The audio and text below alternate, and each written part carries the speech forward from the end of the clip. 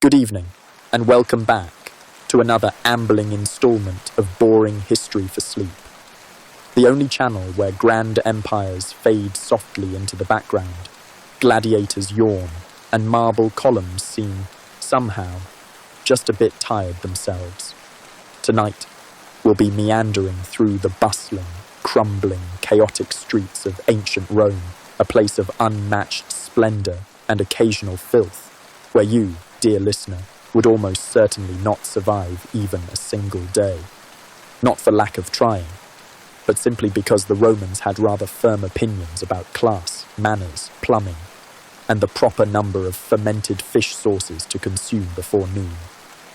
So, as you settle under the covers tonight, perhaps with your own household gods tucked neatly beside you, fluff your pillow into something a senator might envy. Take a long, slow breath and prepare to stroll through the winding lanes of the eternal city. And if by chance this gentle journey lulls you toward sleep, or at least toward a state where the sound of sandal slaps on cobblestones seems oddly soothing, perhaps you might consider clicking the subscribe button just there. It's a small gesture, unlike those grand marble arches the Romans were so fond of, but no less appreciated. You can also leave us a sleepy comment. Tell us where you're listening from and what time of day or night this finds you. We do like to imagine this strange little legion of listeners stretching across time zones, all drifting off beneath an imaginary Roman sky. Now, let us quietly slip into the ancient streets, past weathered statues and clattering carts, and begin. The sun, a sluggish gold disk over the 7 hills, begins to stir the ancient city of Rome, and so does the unmistakable sound of the Roman morning commute. Though I should warn you, this is no modern affair involving quiet queues or well-organized timetables. In ancient Rome, the morning commute involved more bodily hazard and far less personal space than you might find comfortable. Imagine, if you will, your first cautious steps out of your insula, a multi-story apartment block built largely of wood, sometimes with stone facing, and generally with far more optimism than structural integrity. The stairways are narrow and steep, the walls thin, and if you live above the 2nd floor, you may have considered adding a small prayer to your personal morning ritual, something about hoping the building remains upright for another day. You push open the creaky door. The street below is already filling with the hum of commerce, the occasional clattering cart drawn by mules, and the animated shouts of vendors setting up their stalls. The stones beneath your feet are uneven, ancient cobbles polished by centuries of sandals and wheels, slippery in the early damp, best to tread carefully. Above you, open windows, and from those windows, an added element of danger. For you see, in this era, there is no polite waste removal service. Residents of higher floors, especially those above the wealthier 2nd story, tend to dispose of their chamber pots with alarming directness, often accompanied by a cheerful warning shout, if they were feeling particularly generous. And so, a wise Roman commuter moves with both grace and an eye to the sky. To be caught unawares beneath a sudden cascade of last nights, well, let us simply say, leavings, is an indignity that could easily ruin one's morning toga. The streets themselves are a labyrinth of alleyways and wider roads. Main thoroughfares are filled with carts, though chariot races are best left to the Circus Maximus. Early mornings are the time for bakers to carry their wares, hot flatbreads and simple rolls, to market. The aroma of fresh bread mingles with less pleasant scents, animals, refuse, and the faint metallic tang of old stone. As you make your way toward the Forum, or perhaps the Baths, or wherever your day's business lies, you must contend not only with the crowds but also with Rome's intricate and often invisible social codes. Stepping aside for a senator in his snowy white toga, or for a lictor bearing the fasces of office, is expected. Failing to do so could earn you, at best, a sharp rebuke, and, at worst, a swift introduction to the more aggressive corners of Roman justice. The noise level increases with the rising sun. Shoemakers call out to advertise new sandals. Butchers sharpen blades. A philosopher might be heard in one corner pontificating about the latest Stoic treatise, while a group of boys kick a ball made of pig bladder down the street.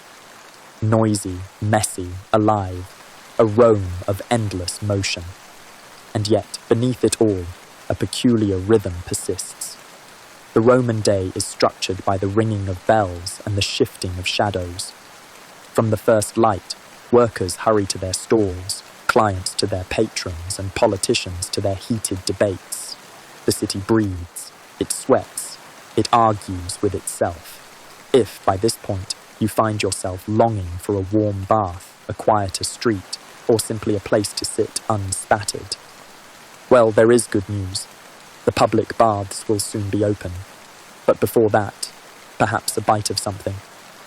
Let us wander onward, then, to see what passes for a civilized Roman breakfast. And I do warn you, your modern palate may not be entirely prepared.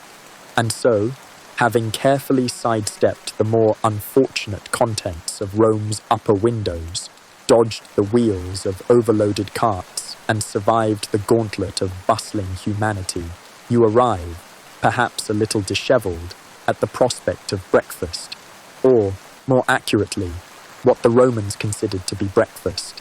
Now, if you were expecting the cheerful offerings of croissants, fluffy eggs, or steaming cups of coffee, you may wish to lower those expectations gently and considerably. The Romans, as a rule, were not much for elaborate morning meals. The notion of breakfast, as we know it, was not a grand affair, but rather a practical beginning to another long and dusty day. This first meal was known as ientaculum, a word that, when spoken, sounds a little like a spell from a lesser-known Roman wizard, and truthfully, its results could often be just as unpredictable. The average Roman citizen, particularly those not of the senatorial or equestrian class, began their day with whatever was at hand. Typically this involved coarse bread, yesterday's, if you were lucky, or a handful of olives. Perhaps a piece of cheese, aged somewhere between pleasantly sharp and questionably sentient. And yes, a cup of watered-down wine was entirely acceptable at this hour. In fact, it was rather expected. Wine was consumed throughout the day in Rome, safer than the city's water supply, which, while improved by aqueducts, could still be a bit of an adventure in every sip. One could also add honey to the wine if one were feeling festive, or, if one's budget allowed, a sprinkle of garum, the famous Roman fish sauce, to the bread. Though why anyone might wish to begin the day with fermented fish sauce is a question lost to time, and possibly to the wine itself. For those with a more active day ahead, labourers, soldiers, or the occasional ambitious senator with a speech to deliver, a small bowl of pulse might also appear. Pulse was a kind of porridge made from spelt or barley, boiled into a thick, glutinous mass that could be flavoured, if one were fortunate, with a scrap of onion or a dash of herbs. If not, well, the texture alone was quite filling and persistent. There was, however, very little ceremony to any of this. Romans did not gather for social breakfasts. There were no grand morning salons, no leisurely brunches beneath painted ceilings. Breakfast was quick, practical, and most often taken standing, leaning against a pillar, or sitting on a worn stone step. And then, it was on with the day. Business at the forum awaited. Debts needed collecting. Clients needed flattering. And the baths, yes, the baths, would soon begin their long, steamy hours of communal cleansing and conversation. But before one could properly enjoy such civilizing rituals, one had to be properly attired. For even in the bustling grime of Rome, one's toga, or lack thereof, could make or unmake the entire course of a day. And so, we drift now to matters of fabric, folds, and Roman fashion, where status, style, and social survival were stitched together, often with no small amount of confusion. And now we come to that delicate and often underappreciated task that confronted nearly every Roman citizen after their modest breakfast, getting dressed. Now, to be clear, this was not a simple matter of slipping into something comfortable. Number the Roman toga, the garment that marked you as a man of standing, if male and a citizen, was a voluminous, slightly absurd and frequently impractical piece of clothing that could ruin an entire morning if not managed properly. Imagine, if you will, a vast semicircle of wool, heavy and stiff from repeated cleaning with clay and urine-based detergents. Yes, you heard that correctly. A cloth some 6 meters in length, to be wrapped, folded and draped just so. Too tight, and one looked foolishly constricted. Too loose, and a humiliating wardrobe malfunction could occur mid-forum. The ideal toga presented folds of solemn dignity, while cleverly concealing the wearer's less flattering proportions. But the toga was not, alas, a garment one could put on alone. A servant or two was typically required to assist in the wrapping. And should your household lack a capable toga assistant, well, the results could be socially devastating. Even more, the toga was famously uncomfortable. Designed to be worn only in public, and often discarded as soon as one returned home, it left the arms restricted, the torso half-swaddled, and required careful maintenance throughout the day to avoid unsightly bunching or slippage.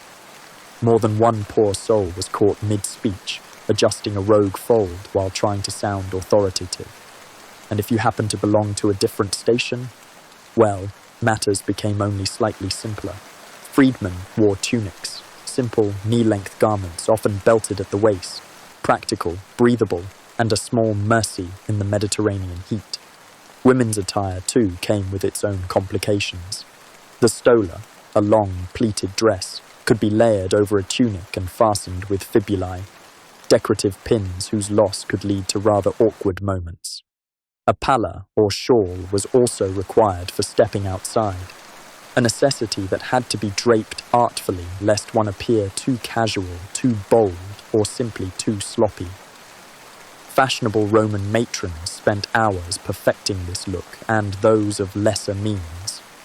Well, they did their best with what they had. Of course, none of these outfits included practical pockets. For personal items, wax tablets, styluses, coins, one might carry a small pouch or rely on a long-suffering servant. Thus, stepping out into the city was an act of constant negotiation with gravity, fabric, and status. And it wasn't only about avoiding fashion mishaps. Your clothing proclaimed who you were, your class, your citizenship, even your mood. A toga candida, gleaming white, marked a man running for office. A duller toga pulla signified mourning. Woe to the inattentive dresser who showed up at a feast in the wrong shade of wool. Thus dressed, or as close to decently as one could manage, you would finally step forth into the thrumming heart of the city. And where might your first official stop be? Most roads in Rome, whether of ambition or leisure, sooner or later led to the Forum, Rome's bustling public square, where politics, gossip and commerce collided beneath marble columns. But beware, should you wish to navigate this arena of oratory and intrigue, you'll need more than a decently folded toga. You'll need a sharp mind, nimble feet, and perhaps a little something to eat before the midday heat sets in. Now that you've been wrestled into your toga, likely with a few muttered oaths from your unfortunate household staff, you step carefully out into the streets of Rome. The sun has risen fully now, gilding the rooftops with a dusty light, illuminating every crack in the stone, every uneven paving slab waiting to trip a distracted citizen. And your destination, like that of so many others, is the Forum Romanum, the pulsing heart of the city, where ambitions walked on 2 feet, and every utterance, no matter how trivial, carried echoes of politics. Approaching the Forum, you'll first notice the noise, not a cacophony exactly, but a layered hum of life. Hawkers shouting their wares, senators in deep conversation, philosophers attempting to sound profound over the bray of passing mules, a dog barking at something only it can see, the clang of a blacksmith's hammer echoing faintly off the marble, and, of course, the smells, a rich tapestry of humanity, fresh bread from a nearby stall, mingled with the sharp tang of fish left in the sun a moment too long. Perfumed oil wafting from the cloaks of the wealthier citizens, blended curiously with the less fragrant contributions of the city's open sewers. You step carefully into the forum, conscious of your toga's precarious folds. Here, posture mattered. Slouching marked you as inattentive, or worse, uncultured. Walk too quickly and you might seem desperate, too slowly, and you risked being mistaken for a foreigner, or worse, someone with nowhere important to be. Clustered beneath columns, knots of men argued passionately about politics, trade, and occasionally the weather, though even casual meteorology could slide swiftly into debate about omens and the displeasure of Jupiter. This was also the place where clients gathered around their patrons, hoping for favours, legal advice, introductions, perhaps a loan. These were formal relationships, but performed daily with ritual greetings and excessive flattery. You, of course, would be expected to greet your betters with the appropriate respect. Mind your tone, your words, your posture. It was a delicate art to appear both suitably humble and quietly self-assured. At the basilica, the great halls that flanked the forum, deals were struck, land sold, lawsuits argued, debts collected. Lawyers, orators really, paced and gestured, their words soaring into the air like so many well-aimed javelins. Woe to the man caught unprepared by a clever turn of phrase. But for many Romans, a visit to the forum wasn't purely about business. It was also about being seen, parading one's status, garments, and connections. An elaborate game of appearances. Was that your neighbour's son in a brighter toga than last month? Had that senator gained a bit of girth, or merely a larger entourage? Small details noticed, recorded, whispered later over wine. Should you grow weary, and you will, the forum offered niches of respite. Beneath statues of long-dead heroes, men might linger, sip watered wine, or nibble dates purchased from a passing vendor. But even here, one eye remained watchful. The forum was a stage. Every glance, every word might ripple outward in unexpected ways, and soon enough, the heat would build. The city, of course, knew no siesta, but wise citizens arranged their schedules to accommodate the rising sun. Midday in a toga was a sweaty affair. As the shadows shortened, thoughts would inevitably drift to the next part of a Roman's daily rhythm. The bathhouse, a place of cleansing, of conversation, and, perhaps most critically, of relative cool. Ah, the baths, a place where class boundaries softened, though never disappeared entirely, and where bodies of all sizes and political opinions sweated together in steamy camaraderie. It was here that the machinery of Roman life was so often greased, not just with olive oil, though certainly plenty of that, but with gossip, quiet deals, the odd bribe, and endless public opinion. You arrive at the entrance to the Thermae, along with what seems like half of Rome. Wealthy senators, merchants, artisans, freedmen, even the occasional soldier on leave, all peeling away layers of clothing and social pretense. Not entirely voluntarily, of course. A keen sense of status still hovered in the air, though the combination of hot steam and slippery floors had a delightful way of humbling even the proudest Roman.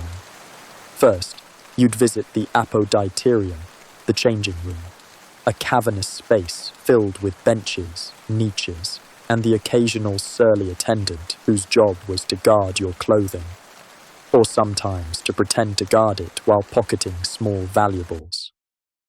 You glance suspiciously at your own hired boy, who is attempting to look both innocent and bored. Having entrusted your garments to the gods, or at least to the honesty of your attendant, you proceed. The tepidarium awaits, a warm, gently humid room designed to ease the body into a state of pliable relaxation. Conversations begin here, voices low and echoing beneath the curved ceilings. You might recognize the scent of various oils, lavender, rosemary, sometimes something more pungent meant to ward off lice or other unwelcome guests. Roman hygiene, while earnest, had its limits. From here, it is on to the caldarium, a hot, steamy chamber that leaves no pore unclogged, no sweat unsummoned. Here the heat does its work, limbs loosen, tongues loosen further. Senators whisper about their rivals, merchants swap news of far-off caravans. Younger men posture and preen, their muscles glistening in the haze. A servant might appear, armed with a curved metal implement known as a strigil. With practiced movements, they scrape away the mixture of sweat, oil, and grime that a hard day, and the caldarium, has coaxed from your skin. It is both oddly satisfying and mildly humiliating, depending on who is watching. Of course, no visit would be complete without a plunge into the frigidarium, a cold pool that shocks the senses back to wakefulness. You brace yourself, lower one foot, then the other, trying to appear unbothered while every fibre of your being protests. The cold is invigorating, they say. You're fairly certain it's mostly just cold. And throughout this entire ritual, the baths are alive with talk. Deals are made, alliances formed, plots whispered. Friendships are cemented over shared complaints about the water temperature or the inadequacy of the wine served at last night's banquet. The bathhouse is many things: hygienic, social, political. It is Rome in microcosm. Eventually, skin scrubbed pink and fingers wrinkled, you retrieve your garments, if fortune smiles, all items present and unpilfered. Reclothed, though now with hair askew and eyes slightly glazed, you emerge once more into the city's embrace. Thus, freshly steamed, scrubbed, and perhaps slightly smug about your temporary state of cleanliness, you drift lazily through the streets of Rome, following the slow pulse of the crowd moving toward one of the city's grandest arenas of entertainment, the Circus Maximus. If one wished to truly understand the Roman spirit, not the dry debates of the Senate, nor the pious offerings at marble-clad temples, but the raw, beating heart of public life, one need only attend the chariot races. The Circus Maximus sprawled across the valley between the Palatine and Aventine hills, a vast oval of packed sand encircled by tiered stone seating. It could hold some 150,000 spectators. On certain days, even more. Romans had a remarkable ability to cram themselves into entertainment venues well past what might be considered sensible. The air was thick with anticipation, a heady mixture of roasted nuts, sweat, and civic pride. You take your seat, though calling it a seat might be generous if you aren't among the upper classes. The common citizen jostled for space on hard benches, elbow to elbow with bakers, butchers, retired legionaries, and the occasional philosopher slumming it for inspiration. In the centre of the track stood the spinner, a long, narrow island adorned with statues, obelisks, and fountains, around which the chariots would hurtle at terrifying speeds. The teams were colour-coded, reds, blues, greens, and whites. But to call them merely teams understates the fervour they inspired. Supporters were fanatical, allegiances often inherited, and more than one brawl had erupted in the streets of Rome over the outcome of a race. Soon, a fanfare of trumpets announces the approach of the competitors. Charioteers clad in short tunics, leather helmets, and protective wrappings around their torsos appear, their faces a study in grim determination or youthful arrogance. Most drive four-horse chariots, quadrigae, their reins wound around their waists for control, though this had the unfortunate side effect of occasionally dragging the less fortunate driver across the sand in the event of a crash. The crowd swells with shouts of encouragement, jeers, and the occasional ribald song. Wagers are exchanged. Old men pontificate loudly about the skill of their favourite driver. Children cling to their parents, wide-eyed. somewhere above it all, a senator reclines in his private box, indifferent yet watching closely. The starter's cloth drops, and with it, an explosion of movement. Horses surge forward, hooves thundering against the sand, wheels skimming dangerously close to one another. The drivers lean low, urging their teams into ever tighter turns around the spiner. Sand flying, the smell of sweat and leather mixing in the sun-warmed air. Crashes are inevitable. A wheel splinters. A horse stumbles. The unfortunate driver, still tethered, is yanked along the track until a brave attendant cuts him free, if fortune is kind, with only scrapes and bruises to show for it. Meanwhile, the remaining chariots jostle for position. The crowd roars as favourites pull ahead or falter. Bets are won and lost with reckless abandon.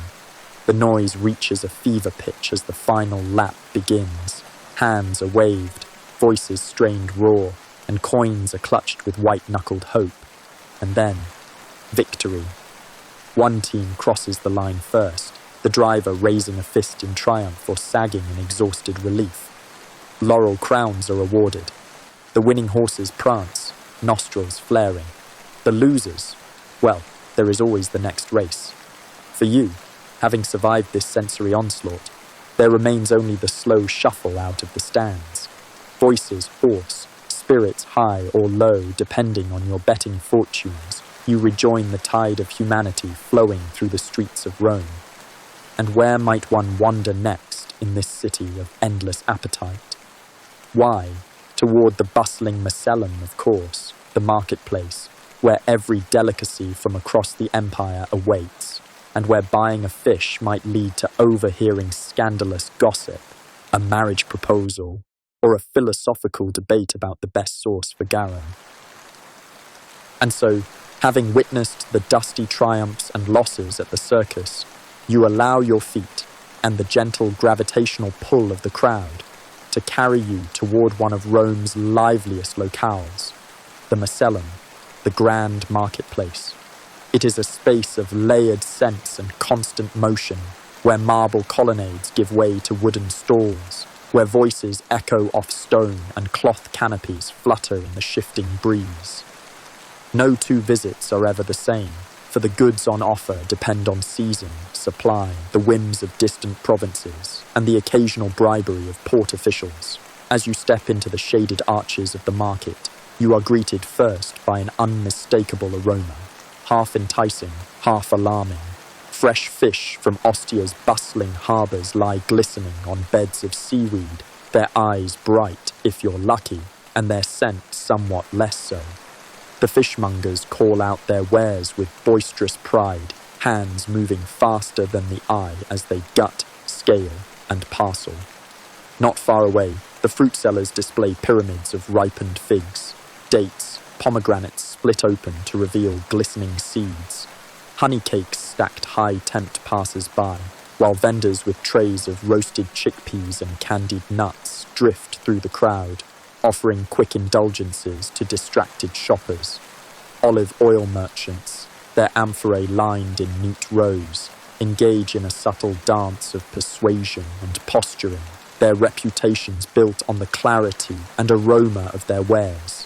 One gestures grandly to the sheen of his golden liquid, promising that it is fit for the emperor's own table, though whether this is fact or flourish, no one quite knows. The market is not merely a place to buy food, of course. It is the social nexus of daily life. Women exchange gossip over baskets of herbs. Freedmen negotiate contracts. Slaves are dispatched on errands, weaving between stalls with practiced efficiency. Politicians, ever mindful of public opinion, make conspicuous displays of generosity, perhaps buying a dozen loaves of bread to hand out to the poor, eyes ever glancing sideways to ensure they are seen. Tucked in quieter corners of the market, you might encounter the more peculiar trades. A grizzled old man selling bronze charms for warding off illness, though whether they work is anyone's guess. A tooth drawer with alarming tools gleaming on a cloth. And of course, fortune tellers, whose small booths are draped in dark fabrics, promising glimpses of fate for a few denarii and a moment of your time. Step carefully as you wander, for the market is as treacherous as it is vibrant. A careless turn may find you tangled in a knot of arguing merchants. A moment's inattention might see your purse mysteriously lightened. The marble underfoot is worn smooth by countless sandals and, in the wetter months, suspiciously slick. And, if you happen to catch the eye of a particularly eager fish seller, prepare yourself for a sales pitch of operatic proportions. Eventually, weighed down with olives, honey, perhaps an unnecessary bronze amulet guaranteed to ward off curses, you make your way back toward the wider streets of Rome. The sun hangs lower now, casting long shadows across the paving stones. The day is waning, yet there is time still for one final diversion. Perhaps a visit to the Subura, that famously raucous district of Rome where taverns buzz, dice rattle on stone tables, and one might learn all manner of things, whether or not one wished to know them. And so, as the Roman sun slides lazily toward the horizon, casting the city's tall tenements and temple spires into long theatrical shadows, you find your well-sandaled feet turning, perhaps of their own accord, toward that notorious corner of Rome, the Subura. Even the name carries a certain reputation. The Subura was many things, but quiet was not one of them.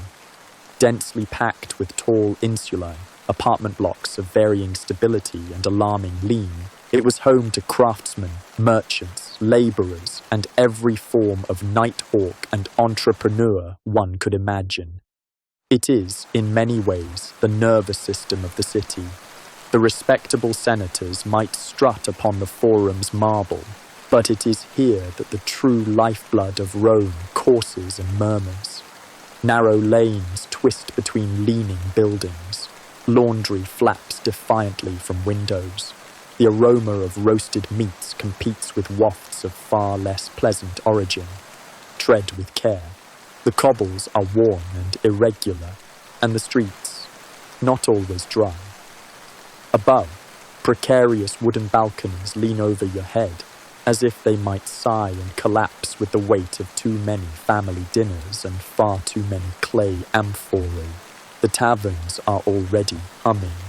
Popinae they are called, low establishments where wine is served thick and strong, often cut with resin, honey, or whatever else the proprietor thinks will mask its more adventurous qualities.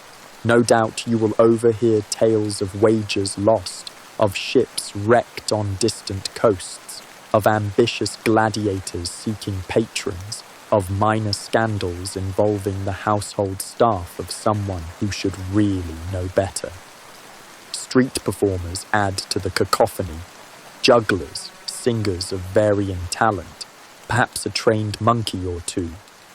Children dash about, expertly dodging the shouts of grocers and fishmongers packing away their day's wares.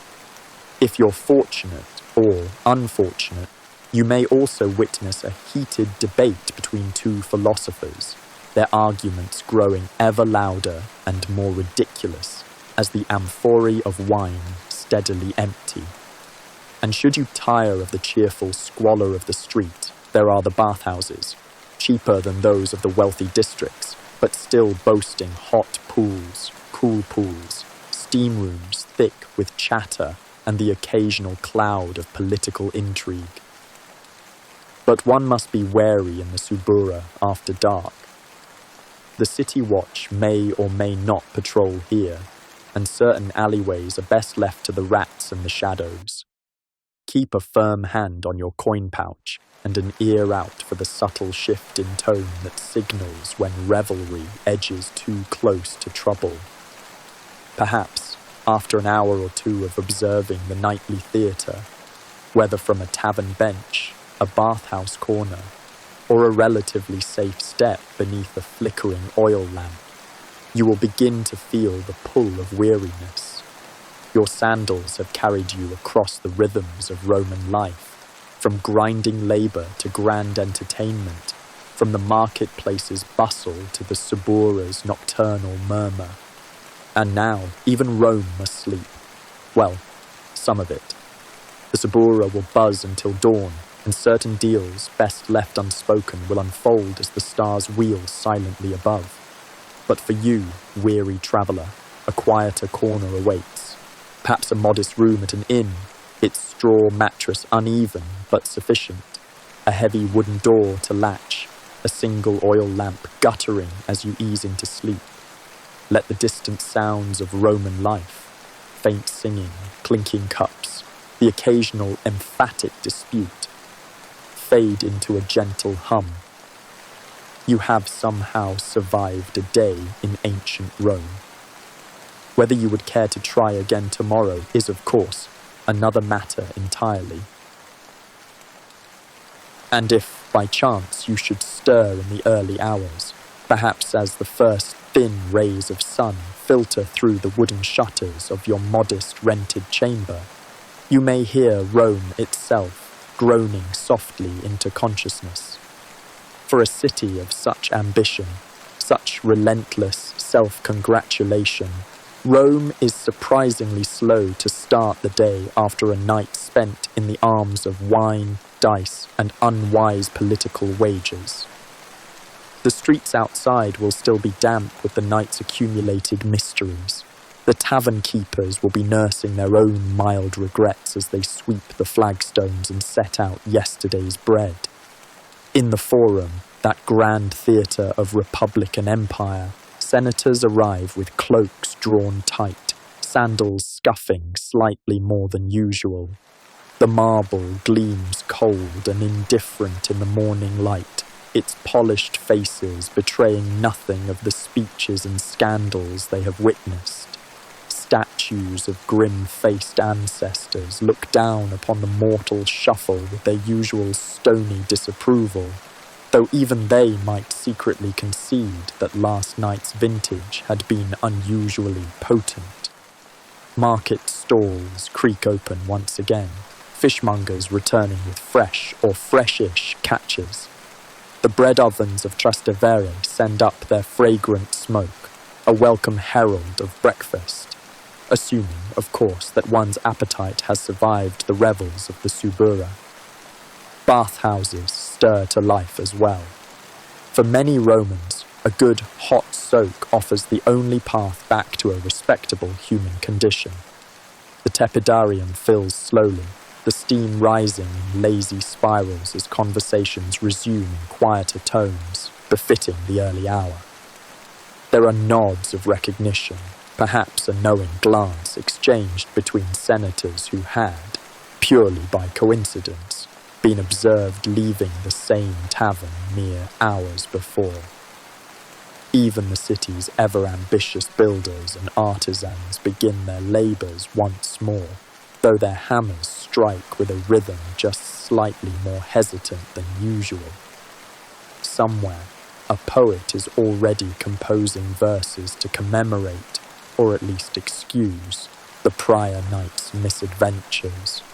And in the midst of all this, you might find yourself content to remain an observer, to sip a modest cup of watered wine, tear off a chunk of rough bread, and watch the city slowly remember itself. Rome is eternal, they say, and perhaps that is why it is in no particular hurry.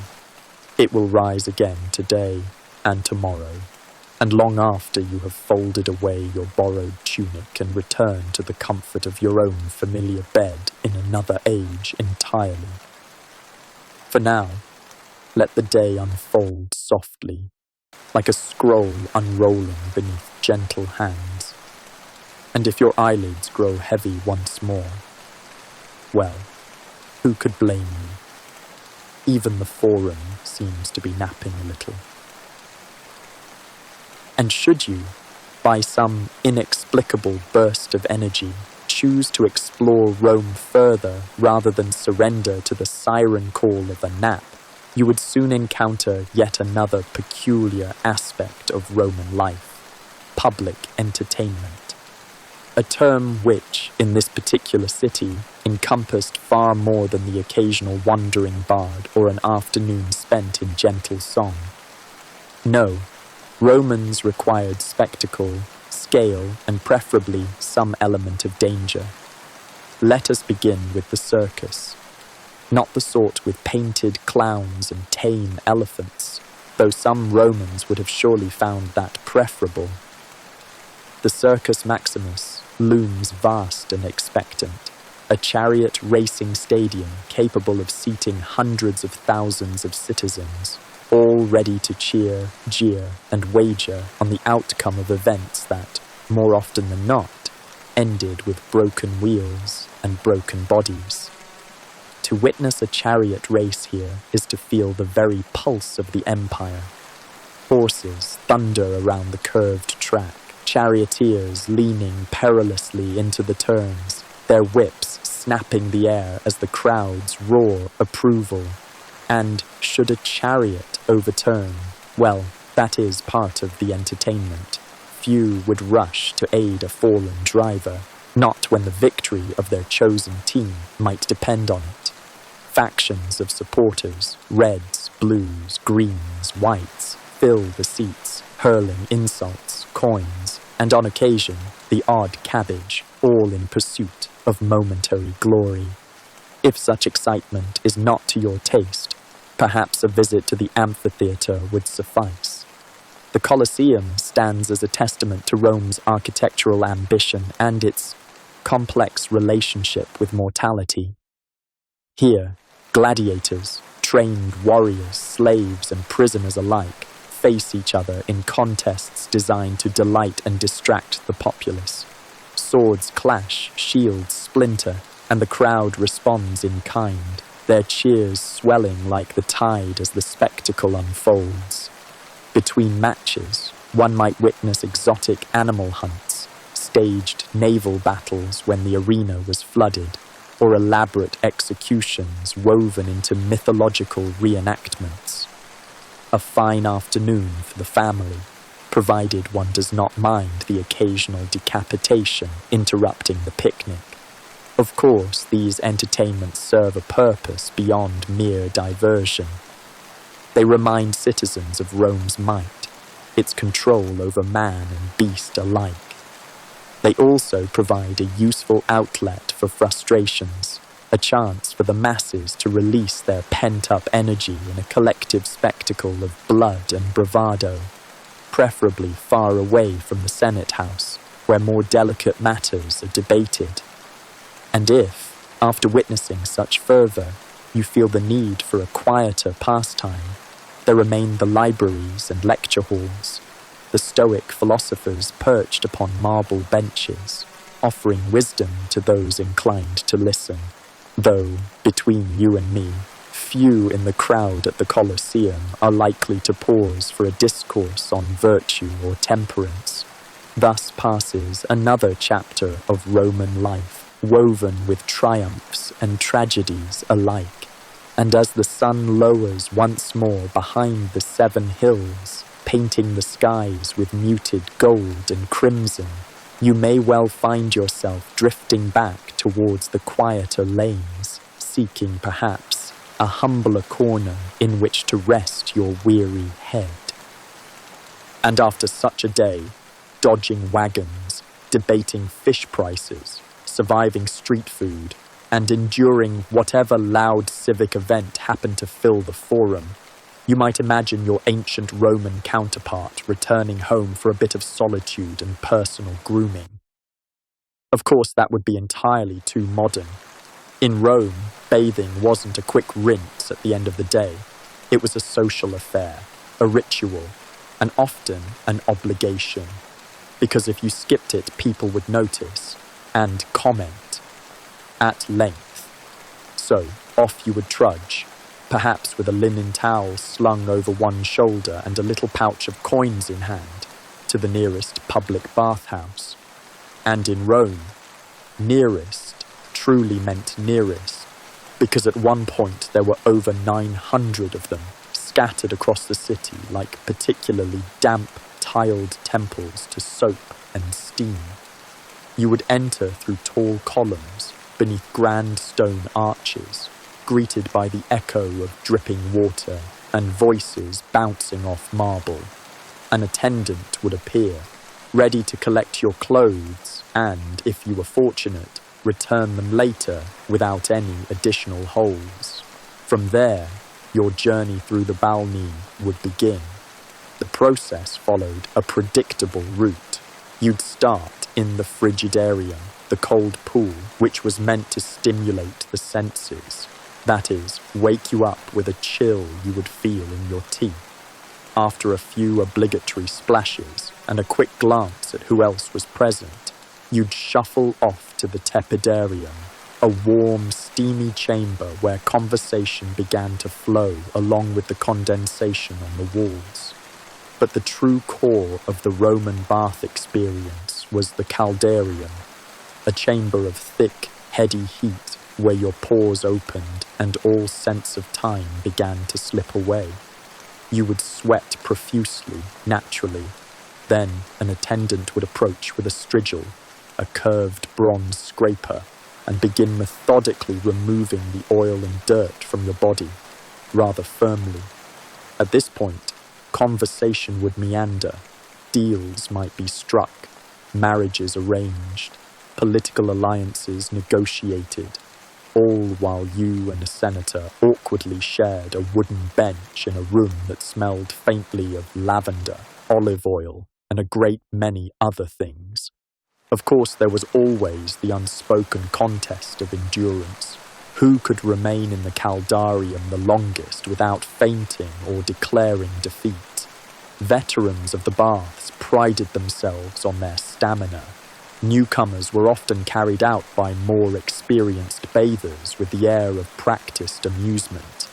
After surviving the caldarium, the final stage awaited, a return to the frigidarium to close the pores, a light massage with scented oils, and then an hour or so lounging beneath the shaded porticos, observing who else had turned up, and debating whether one should attend the next round of games or find an early dinner.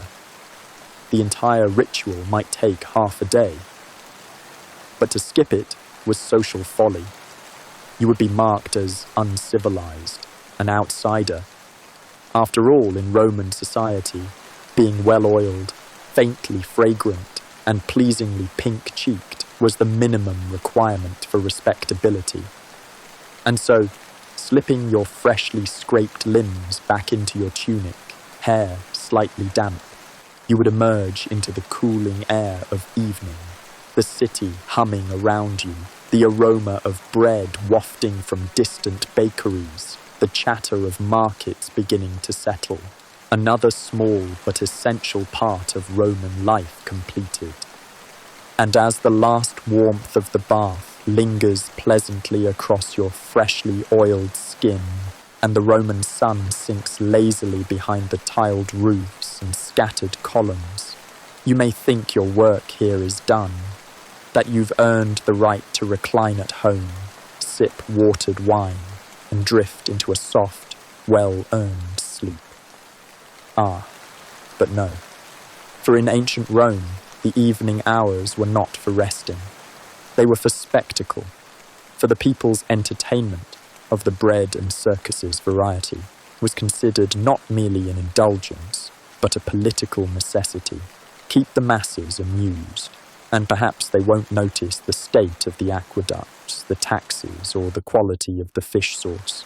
So, with a belly lightly filled, for Roman suppers were lighter than their elaborate lunches, you might find yourself drawn along the busy streets toward one of the city's many venues of amusement.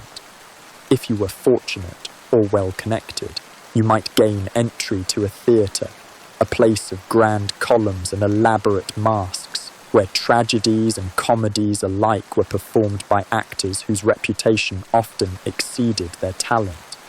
The performances were long, the dialogue florid, the humour, well, often involving slapstick and bodily functions. But the audience was lively, the seats were uncomfortable, and the aroma of spilled wine and overripe figs lingered faintly in the air. For the truly grand spectacle, of course, you would head toward the arena, the Colosseum itself, if the season and your status allowed.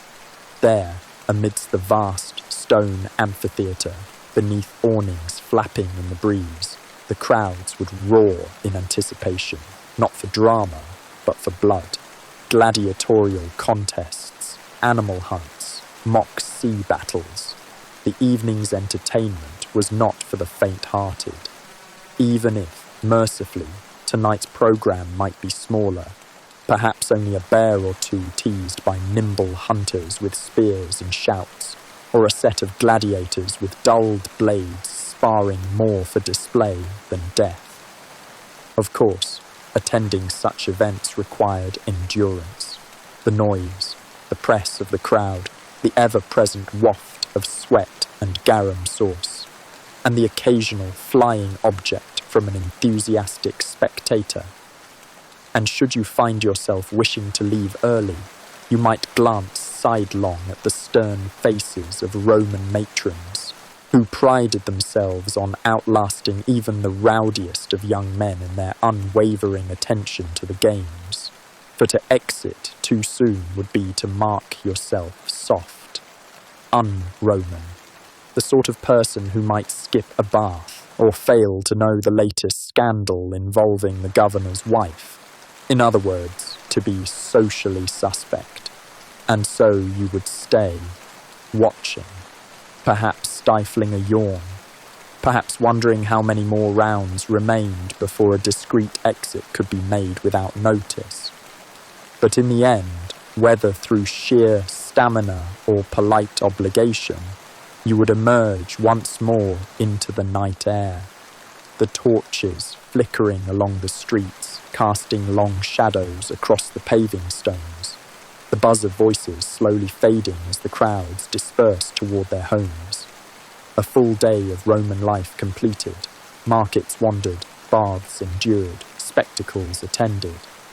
And you, dear listener, would likely feel every moment of it in your bones. A soft couch would now seem a most inviting prospect, a quiet room, a single flickering lamp, and at long last, the permission to surrender to weariness beneath the cooling Roman sky.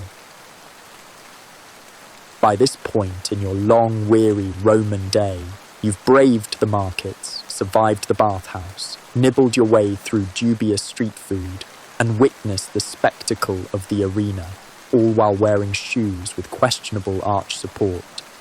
And now, naturally, nature calls. You may think this a simple matter, a quiet moment, a personal interlude, something one handles discreetly with dignity intact. Not here, not in Rome, for in this grand empire of marble columns and sweeping aqueducts, the humble act of visiting the toilet was anything but private. You would soon find yourself approaching a latrina publica, the public toilet. A structure of stone benches, often set in long rows, each with an all too generous circular opening carved at regular intervals. A communal affair, to put it kindly. There were no stalls, no dividing walls, no doors. The very idea of privacy had not yet troubled Roman architects. One simply seated oneself beside strangers, senators, merchants, farmers, slaves, and, well, got on with things. The floor beneath was often damp, thanks to a shallow channel of running water that helped, in theory, to whisk away the evidence of such gatherings. The aroma, however, lingered stubbornly, a heady mixture of human effort, overripe garum, and faint mildew from the ever-present Roman humidity. Should conversation break out, as it often did, you were expected to join in, commenting on the weather, the latest chariot results, or the misdeeds of distant governors, all while minding your toga and attempting to look casual. And then, of course, came the matter of wiping. For this, the Romans employed the infamous tessorium, a communal sponge attached to a wooden stick resting in a bucket of vinegar water, shared, reused, a marvel of practicality and questionable hygiene. One did one's best with the tesorium, passing it to the next in line with what one hoped was a polite nod. And if the vinegar did little to quell one's suspicions about the sponge's long career, well, one simply soldiered on. For to display squeamishness here would be socially damning. Romans valued stoicism, a certain indifference to bodily matters. Grimacing, hesitating, or, gods forbid, bringing one's own cloth from home would mark you as soft. It is also worth noting that the latrinae were popular places for gossip. Secrets were exchanged here, deals struck, affairs whispered about. It was, in its own fragrant way, one of the social hubs of the city. And thus, skipping it entirely would mean missing the pulse of Roman life. So, you would sit, converse, or pretend to, tactfully adjust your garments to avoid any unfortunate dips, and, eventually, excuse yourself with the air of one who had been utterly unfazed by the whole affair. And while you might hope that this particular ordeal would be a once-daily necessity, it was not uncommon for Romans, particularly those fond of fig-heavy diets and cheap wine, to pay several visits a day, a fact that might well inspire you, if nothing else, to adjust your menu choices at tomorrow's forum.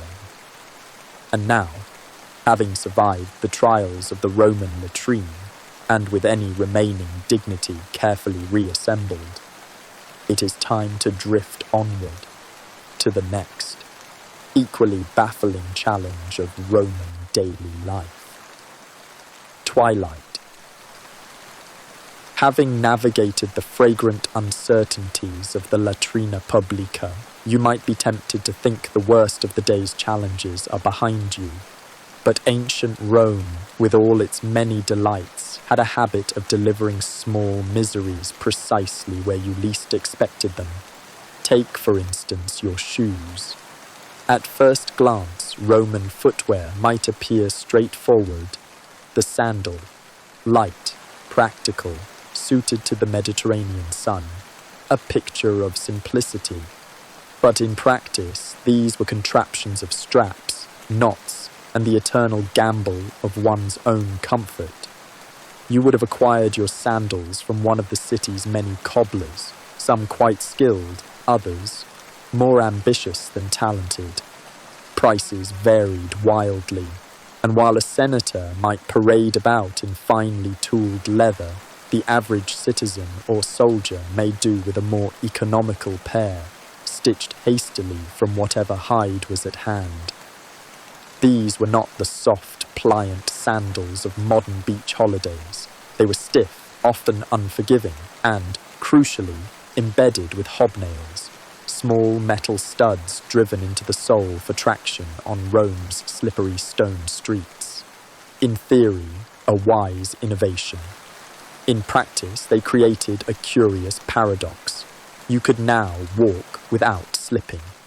But every step came with the gentle percussion of iron on stone, a constant tap, tap, tap that echoed between the narrow walls of the city. Not so much the sound of a confident stride, but rather the rhythm of a citizen hoping their sandal straps would hold for just a few more blocks. And those straps, a whole saga unto themselves. They required careful tying each morning, lest they loosen at an inconvenient moment, which they frequently did. There was an art to securing them, too tight, and circulation was politely excused from your toes. Too loose, and one risked public embarrassment, trailing leather laces behind oneself like a deflated toga. And the streets of Rome were not kind to the unprepared foot. Paving stones, uneven and treacherous, waited patiently to catch the unwary. Between the gaps collected rainwater, dust, lost jewellery, the occasional beetle, and worse. One sharp stone, one misstep, and suddenly those thin leather soles revealed just how little stood between you and the rather unforgiving earth. Blisters were a daily companion, calluses, badges of survival, Some veterans of the city could tell you which street corners were the worst offenders and would adjust their routes accordingly.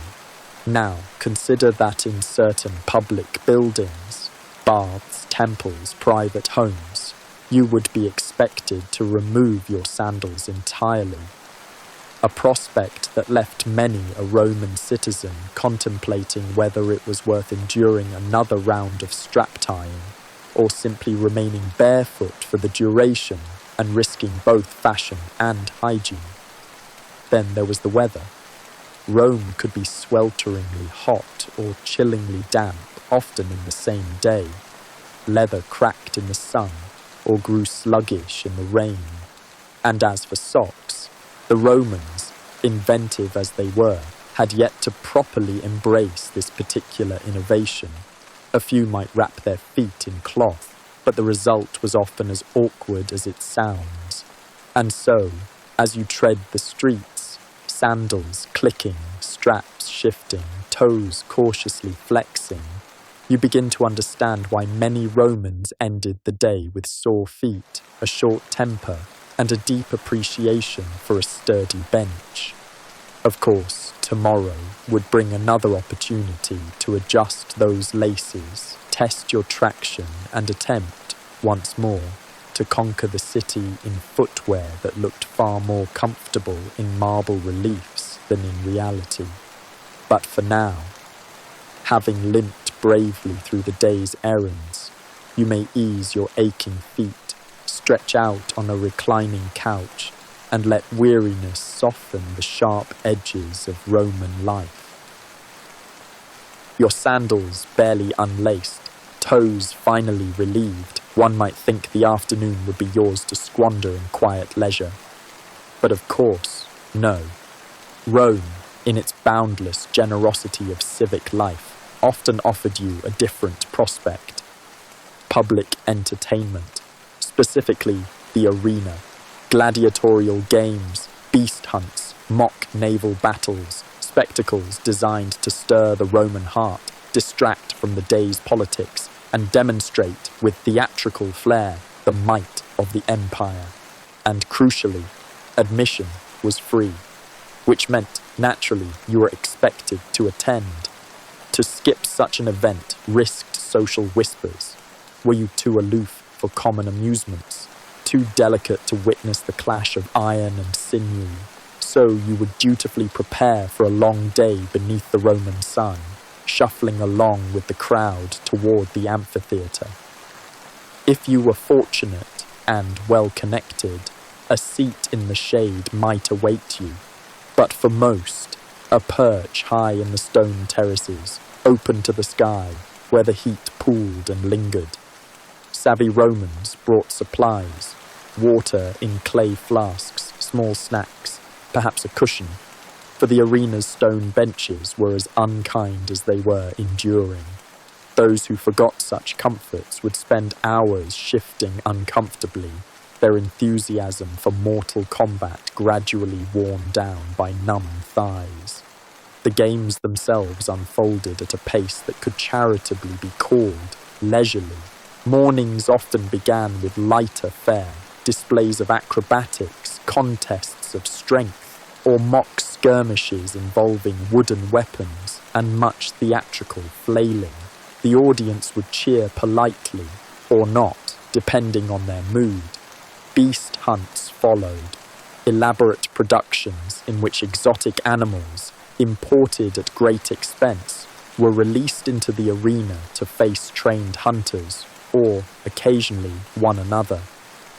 The cries of lions and leopards mingled with the roars of the crowd. Dust rose thickly into the air. More than one Roman cloak had to be shaken free of stray fur by day's end.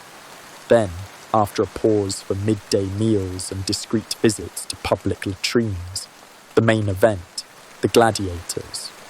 These were no amateur brawls. Gladiators trained rigorously, their movements precise, their endurance formidable. Matches were as much performance as combat, with the crowd fully invested in each parry and blow. Cheers erupted for favoured fighters. Hisses met those who appeared too cautious, and always the suspense. Should a combatant fall, the decision of life or death rested with the editor of the games, and by extension the crowd's fervent cries. Polis verso, a gesture, a shout, and fate was sealed. Yet despite the drama, a curious thing happened over such a long afternoon. Monotony crept in, the sun beat down, cloaks grew warm, eyes drooped, even the clash of swords began to sound. Repetitive. One might glance sideways to find a neighbour dozing lightly, head propped against the cool stone. A noblewoman fanning herself with elaborate indifference. A child absent-mindedly gnawing on figs, only half aware of the spectacle below. For all its blood and bravado, the arena could not compete forever with the simple pull of heat and fatigue. As the day drew toward evening and shadows lengthened across the stone, a weary crowd would at last shuffle out, sandals scraping, cloaks trailing, heads full of distant battles, stomachs rumbling from hours spent in the open air. And you, footsore, sun-touched, your own cushion tucked beneath your arm, would return home with the unspoken hope that tomorrow might offer less spectacle and perhaps a little more shade. After a day spent watching gladiators trade blows under an unrelenting sun, one might long for clean clothes, a fresh tunic, perhaps, free of arena dust and the faint but persistent whiff of amphitheatre seating. And in Rome, there was indeed a solution to this problem. It was called Fulonica, in other words, the laundry. Now, you might picture a tranquil scene, flowing water, scented soaps, garments fluttering gently in the breeze. You would, however, be picturing incorrectly. Roman laundries were industrious places, bustling with workers and filled with vats. The key ingredient for cleaning was not lavender nor olive oil, but something far more available: urine. Yes, human urine, collected in jars placed conveniently on street corners. The citizens of Rome, ever pragmatic, relieved themselves into these vessels, and the contents were gathered and transported to the Fulonica. Why? Because urine contains ammonia, which is excellent for breaking down grease and dirt. Thus, a Roman tunic's journey to cleanliness began not with soap, but with a generous soak in this most humble of solutions. Laundry workers, known as fulones, would then proceed to wash the garments by stomping on them. In large vats, often waist-deep, the workers would climb in and begin the rhythmic task of treading tunics and cloaks beneath their feet. Imagine, if you will, a chorus of weary footfalls, splashes, and the occasional resigned sigh echoing off the stone walls of the workshop. It was laborious, repetitive, and, for reasons that likely require no further explanation, rather pungent. For the Fulones, this was an all-day affair, shifts of stomping, rinsing, and wringing out fabric, punctuated by brief pauses to stretch aching legs or sip from a water jug, one sincerely hopes not confused with any other container. After the urine treatment and foot treading, garments were rinsed several times, thankfully, in cleaner water. Some laundries even employed brushes to further scrub the cloth. Finally, items were hung to dry in the sun, which, on a good day, added at least a hint of warmth and brightness to the freshly laundered linen. Certain garments, particularly those of the wealthier classes, might also be finished with a touch of fuller's earth, a fine clay used to help whiten and soften the fabric. The result, a tunic that appeared clean and crisp, though one could imagine the wearer occasionally wondering if a faint, mysterious aroma still lingered. It was not a glamorous trade, and fullones were often looked down upon, a curious irony considering how many citizens relied on them to maintain appearances. Yet in a city where hygiene was an ongoing challenge, their services were essential, and so, as the sun set over Rome and laundry lines fluttered quietly in the breeze, you, perhaps reclining now in your cleaner tunic, sandals resting beside you, might offer a small, silent thanks to those unsung heroes of sanitation. Because tomorrow, after all, was another day. Another round of dusty streets, bustling forums, and close-quartered crowds. Another opportunity for your garments to once again embrace the varied aromas of the eternal city. After one has sat through the endless queues at the baker's, endured the odorous laundry, and politely applauded an afternoon of dramatic maulings in the amphitheatre, one might long for a little refreshment, a modest indulgence, perhaps a place to ease the muscles, cleanse the skin, and engage in light social chatter. In other words, the Roman baths. For the uninitiated modern mind, a bath might suggest a private ritual, a porcelain tub, flickering candlelight, perhaps an overzealous splash of fragrant oil. But Rome did things rather differently. Bathing was communal and very public, and, frequently, rather noisy. Your experience would begin with a modest entrance fee, easily affordable even for the lower classes, making the baths a true melting pot of Roman society. Senators, merchants, artisans, even the occasional soldier on leave, all stripped down to the same tunics, or less, mingling in the steam. Once within the complex, an architectural wonder of soaring arches and decorative mosaics, you would proceed to the apoditerium, the changing room. Here, valuables were entrusted to an attendant, though one quickly learned not to be too trusting. Theft from the cubbyholes was an old Roman tradition in itself. Disrobed and clutching a modest cloth, for those inclined toward modesty, you would begin the circuit of bathing chambers. First came the tepidarium, a warm room designed to acclimate the body. Mosaicked floors radiated heat from furnaces below, and steam curled lazily through the air. Here, acquaintances would exchange greetings, and business deals were sometimes whispered amid the condensation. Next, the caldarium, the hot room, a place where the heat pressed upon the skin and sweat poured freely. Marble basins brimmed with scalding water. Slaves might offer a rough massage or a vigorous oil rub, the Roman alternative to soap. The less fortunate scrubbed themselves with strigils, curved metal tools used to scrape away the day's grime and sweat, along with any remaining dignity. It was in the caldarium that conversations tended toward the uninhibited. Gossip flourished.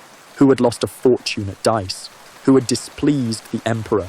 Who had been seen emerging from whose villa after sunset? The walls of the bathhouses heard many things. It was fortunate they could not repeat them. For those feeling faint, or simply desiring to cool off, there was the frigidarium, a plunge pool of icy water. The shock of immersion often produced a gasp or a colourful epithet. Still, few could resist its bracing appeal, especially after a long stint in the caldarium. Between these watery rituals, bathers might stroll through gardens, admire the statuary, or snack from vendors peddling dates, olives, and nuts. All very civilized, if one could overlook the occasional burst of laughter from the gaming tables or the muffled snores of an overindulgent senator asleep on a bench. Yet, for all the seeming leisure, one could not entirely relax. There were hazards, slippery tiles, sudden draughts, the odd jostling elbow from a patrician too accustomed to right of way, and of course, the unspoken contest of appearances, for in Rome, a well-toned body was as much currency as a well-lined purse. Finally, as dusk approached and the great furnaces began to cool, bathers would redress, or in some cases, be helped to do so, and trickle out into the twilight streets. Skin tingling, muscles loosened, and hair lightly scented with whatever oils had been on hand. For a brief time, at least, one could walk through the forum with a certain spring in the step, fresher than the fishmonger, cleaner than the charioteer, and perhaps feeling ever so slightly superior. A fleeting pleasure, of course. By morning, the dust and sweat of Roman life would return. The baths would beckon once again. If you were an upstanding citizen of Rome, or at least wished to appear as such, personal grooming was not optional. The well-kept Roman male was expected to sport a clean shave, neatly trimmed hair, and, ideally, ears free from excessive wax. The solution to these aesthetic demands: a visit to your local tonsor, the barber. Now, modern readers might imagine a quiet little shop, leather chairs, mirrored walls, the gentle hum of clippers, perhaps a polite inquiry into your weekend plans. This was not quite the Roman experience. The tonsor's establishment was, in many cases, an open-air affair, little more than a corner stall along a busy street, flanked by shouting vendors and stray dogs.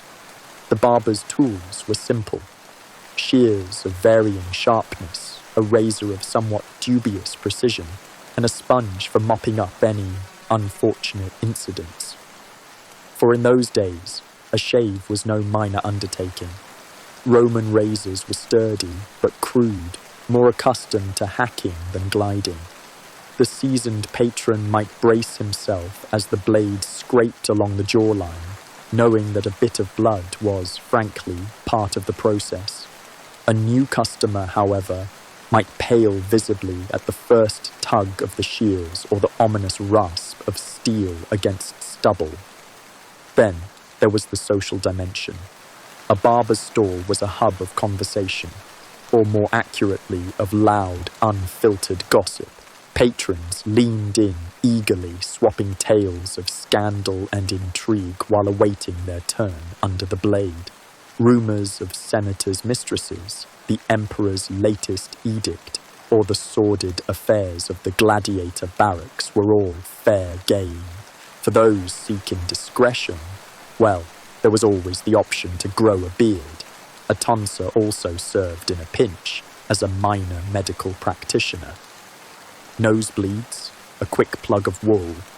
Toothache, a soothing rinse of vinegar and a muttered curse for good measure. Minor wounds, doused with wine and bound with whatever cloth could be spared. Indeed, the line between barber and surgeon was thinner than one might wish.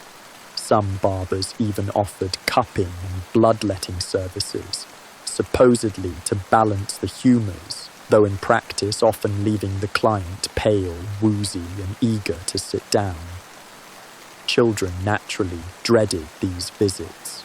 Wriggling youths were bribed with figs or small coins to sit still while the shears worked their uneven way through unruly curls. The occasional yelp would ripple through the marketplace, followed by the barber's calm reassurance that no permanent damage had been done. Probably. For the fashion-conscious Roman, however, the discomfort was worth it. A sharp haircut and clean shave conveyed respectability. It marked a man as disciplined, civilized, and ready to face the world, or at least the forum. So, once the ordeal was complete, and any bandages discreetly tucked beneath the toga, the freshly barbered citizen would step back into the flow of Roman life. Chin held high, if a bit tender, hair cropped neatly, and with just a trace of olive oil glistening at the temples. And if, later that evening, A companion admired the result. Well, the sting of the morning's razor was quickly forgotten.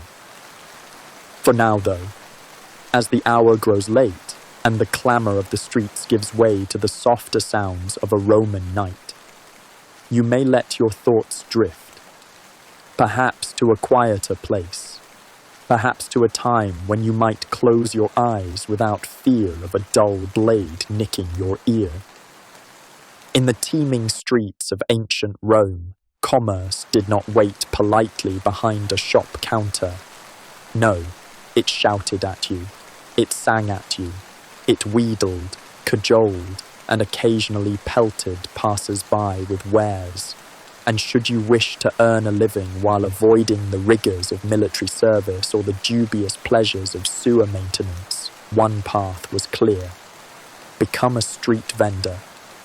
The instator, or Roman street hawker, was a familiar figure.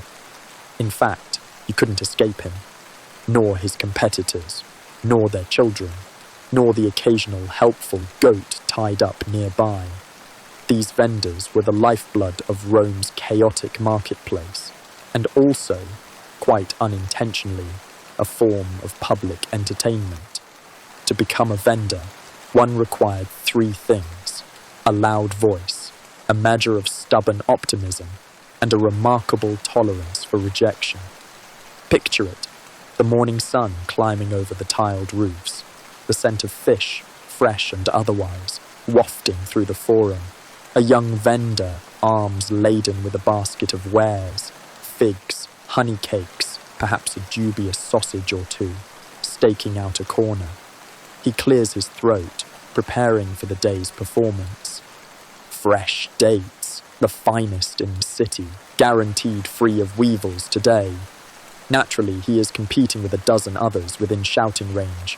Olives, fat and salty. Fresh sponges, only slightly used. Need a new comb? Your hair does. At first, the chorus is almost rhythmic, rising and falling with the morning bustle. But as the streets fill, the volume rises. Voices clash like cymbals. One particularly energetic vendor might even throw in a rhyme or 2, though poetry was no guarantee of sales. Then come the hazards. The surly customer, unhappy with yesterday's bruised pears, the rival vendor encroaching upon one's turf, the sudden downpour that drenches the bread rolls, and of course the ever-present street urchins, quick of hand and quicker of foot. Should a customer linger, just for a moment, the vendor springs into action. Wares are thrust forward for inspection. Samples may be offered or simply eaten in front of you to demonstrate freshness. Compliments about one's toga, sandals, or particularly noble brow may be lavished, yet a single insult, a curled lip, or, worse, a turned back, and the vendor must recover, dignity intact, ready for the next potential buyer. Resilience, thy name is instator. Some vendors specialized. One might sell only garum, the famously pungent fish sauce beloved by Romans of all classes. Another might deal in perfumes, carefully masking the city's more earthy aromas. Others hawked charms and amulets, promising love, fortune, or protection from the evil eye, and occasionally from one's in-laws. It was not by any measure an easy life. Success hinged on weather, foot traffic, and the mercurial tastes of the Roman public. Yet for many, it was preferable to the mines, the latrines, or the legions. And the keenest vendors became minor local celebrities, known for their patter, their persistence, or their ability to juggle figs while hawking amphorae. As the day wore on, voices would grow hoarse, baskets lighter, tempers frayed. By evening, the vendors packed up, or what remained, retreating to cramped quarters with aching feet and dreams of a better stall tomorrow. And through it all, the streets of Rome pulsed with life, loud, unruly, and entirely unconcerned with one's sales quota. So, if you should find yourself wandering through a Roman forum, late in the day, as the shadows lengthen and the cries of "last olives, half price" echo softly. You might pause, breathe in the scent of baked bread, spiced wine, and weary ambition. It is a curious thing, really, to wake up one morning and discover that you are to become a gladiator. And by curious, we do mean rather unfortunate. For in ancient Rome, gladiators did not often enter the profession by personal choice, unless they were unusually daring, desperately in debt, or perhaps in need of some very peculiar attention. No, for most, it began not with ambition, but with circumstance. You might have been a prisoner of war, captured in some far-off province where the legions had recently stomped through your village and made off with everything that wasn't nailed down, including you. You might have been condemned as a criminal, caught stealing bread, cheating creditors, or offending the wrong magistrate. And occasionally, you might even have been a slave sold to the lanista, the owner of a gladiator school, who saw in you the right combination of muscle mass and questionable survival instinct. Your consent was not required, your opinion even less so. Upon arrival at the ludus, or training school, you would be catalogued with clinical efficiency. Name, age, origins. Not that your captors would pronounce any of it correctly. You'd be stripped of worldly possessions, which after your recent adventures likely amounted to very little anyway. Then, the haircut. Always the haircut.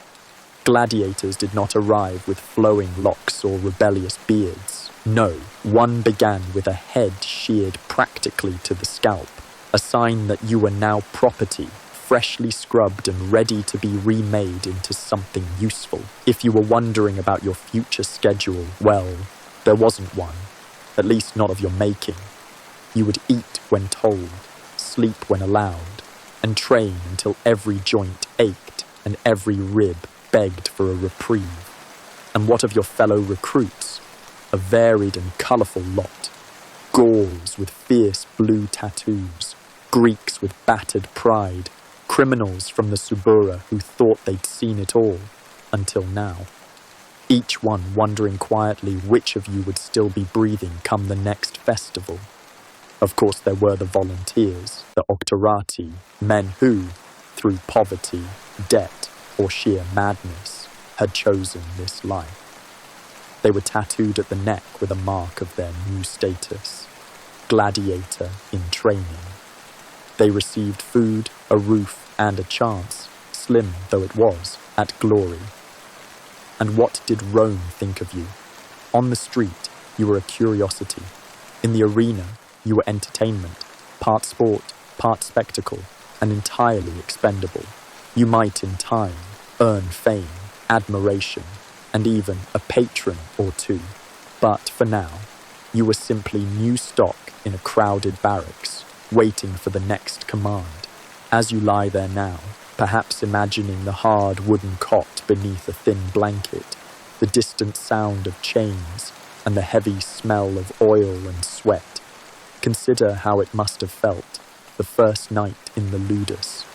A strange city beyond the walls, a life behind you, and ahead, only the uncertain path of a gladiator. By your second day, or perhaps your third, if the lanista was feeling particularly generous, you would be introduced to the training yard. The palaestra, as it was called in rather optimistic architectural terms, was a large open space ringed by columns and hard stairs. Here, sunlight poured down unforgivingly onto packed earth, baked hard as brick beneath the Roman sky.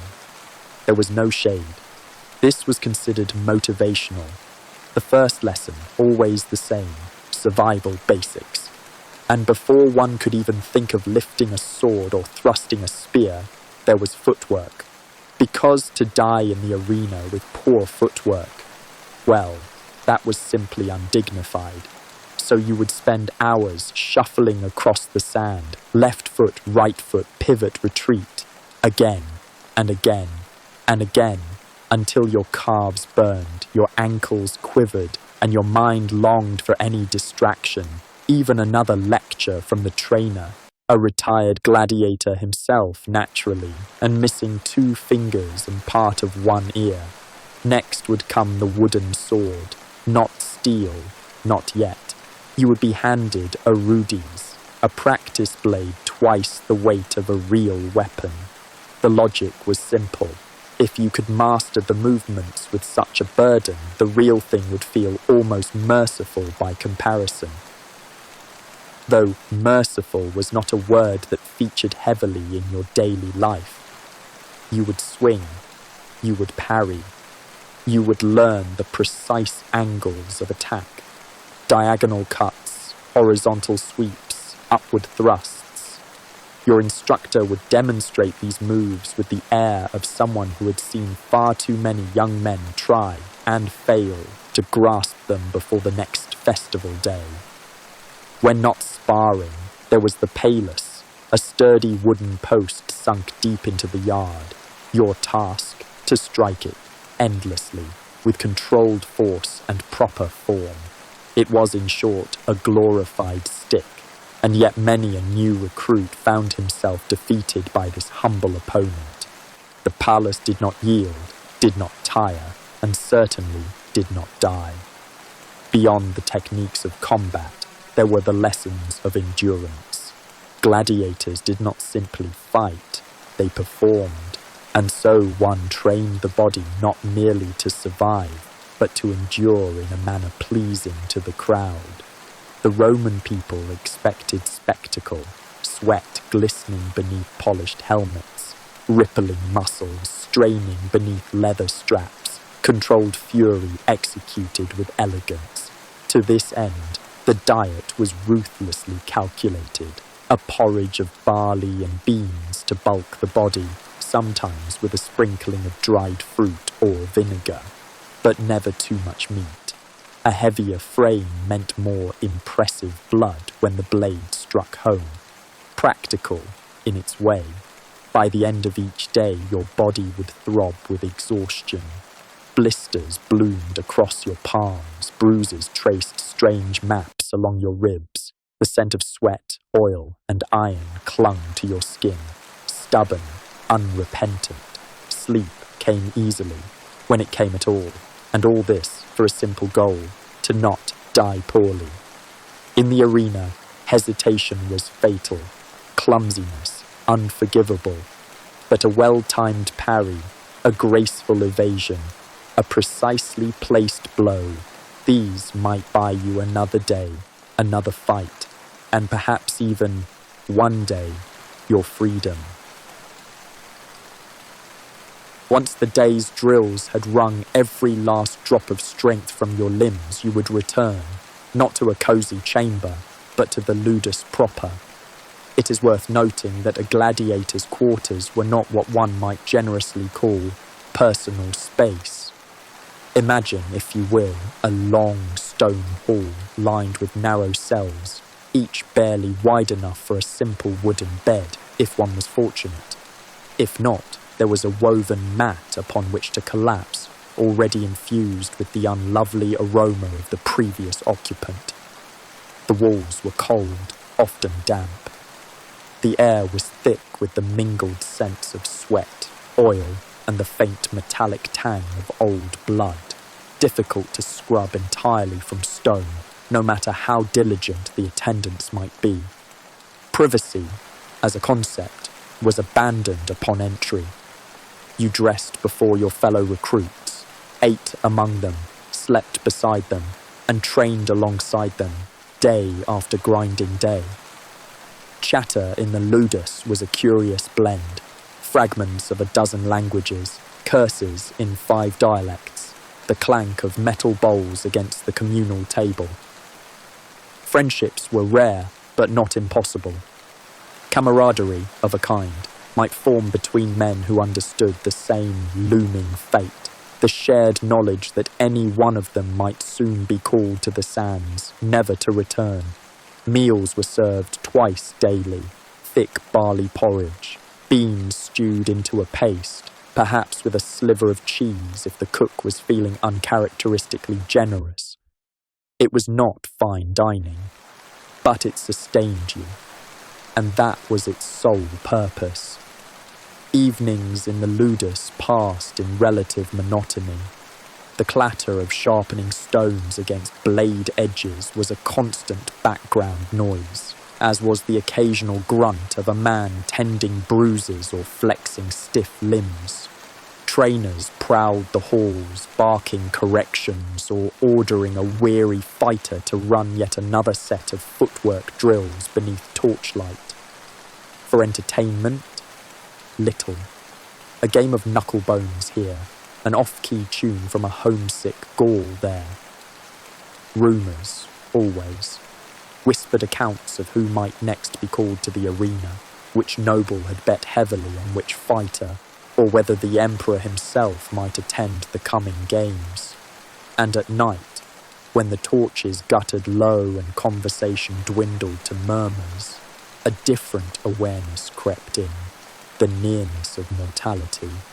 The men around you, snoring, muttering in their sleep, were not merely fellow students of combat. They were competitors, sometimes rivals, and in the arena, quite possibly your next opponent. It was a strange sort of brotherhood, forged not in loyalty, but in necessity. For in the ludus, every man was a step removed from death, and each sunrise merely another rehearsal for what might lie ahead. So, you would turn upon your mat, or upon your cot, if fortune smiled, listening to the soft echoes of shifting bodies and the occasional distant clank from the training yard. Sleep would come eventually, uneasy, brief, but precious. For tomorrow promised yet another long day of sweat, sand, and survival. Time in the ludus was not a simple march of days. It was a cycle, sweat, soreness, routine, repeat, punctuated occasionally by the mounting anticipation of arena day. It began subtly. The lanista would walk the rows of training fighters with an expression that could only be described as appraising, a calculating gaze, lingering a little too long on a bruised shoulder here, or a half-healed cut there. No words needed to be spoken. The message was clear. Soon, some of you would be chosen. Behind the scenes, the editor, the man responsible for funding and producing the next set of games, had already begun to draw up his list. And oh, what a list it was. Designed for entertainment, of course, but not too one-sided, lest the crowd grow bored. A thrilling bout required balance, strength versus speed, brute force against finesse, shield against net. In the training yard, certain exercises became more intense. Sparring matches grew sharper, the instructors more exacting. The trainers, for all their gruffness, wanted their men to last, for a dead gladiator was no longer profitable, and an unskilled one even less so. Meanwhile, rumours spread through the ludus. Who was favoured by the betting crowd? Which wealthy noble had wagered a small fortune on an underdog? And most importantly, had the emperor's name appeared on the guest list? For an imperial gaze could make or unmake a man's career. The odds of survival, too, could shift with such notice. Then, the tailoring. Yes, though it may seem strange, the appearance of a gladiator mattered. Garments were fitted, belts adjusted, greaves polished until they gleamed beneath torchlight. It was a performance, after all. One must look the part before the fatal dance began.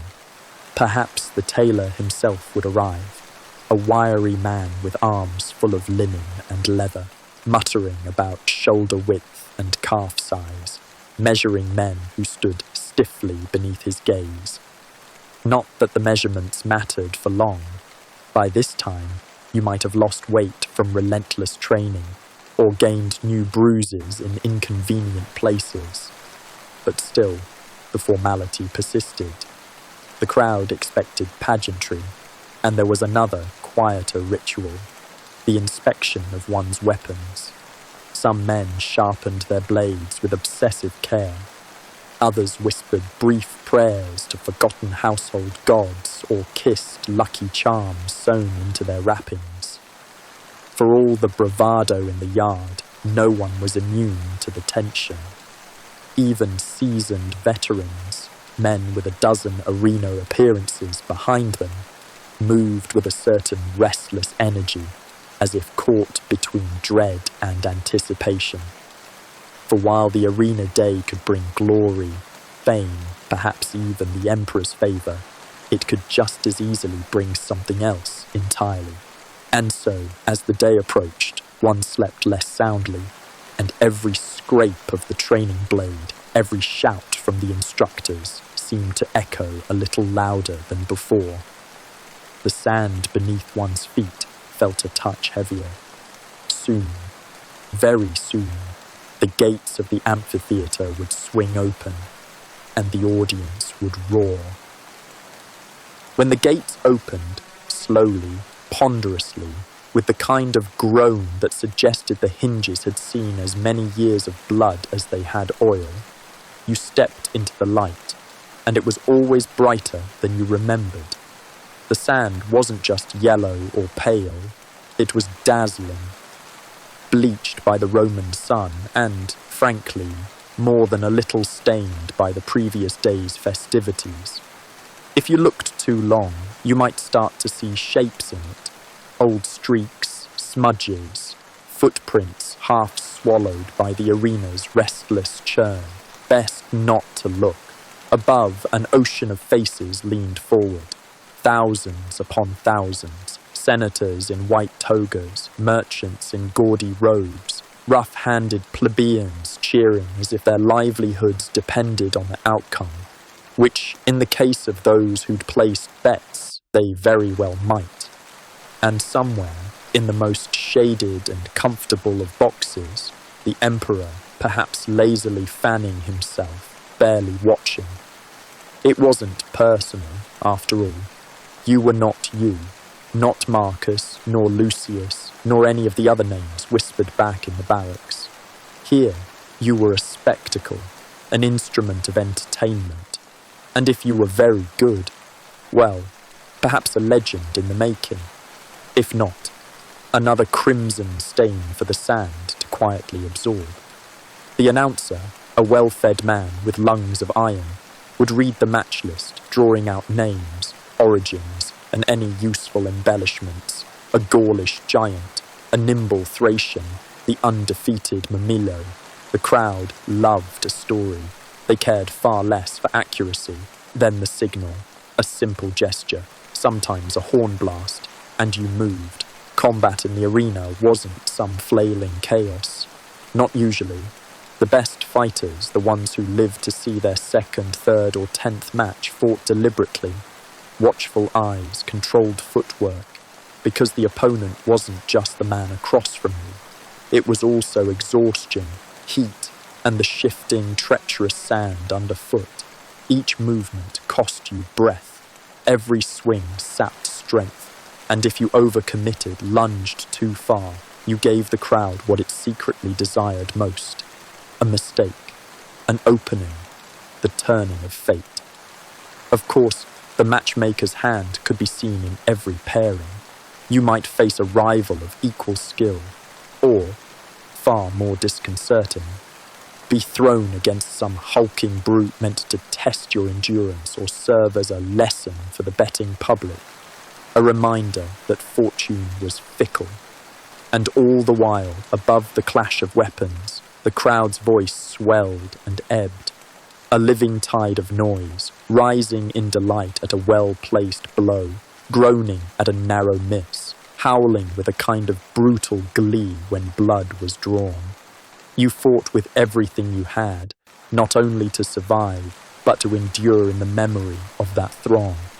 Because in Rome, to be unknown, was almost as bad as to be defeated. And then, the end.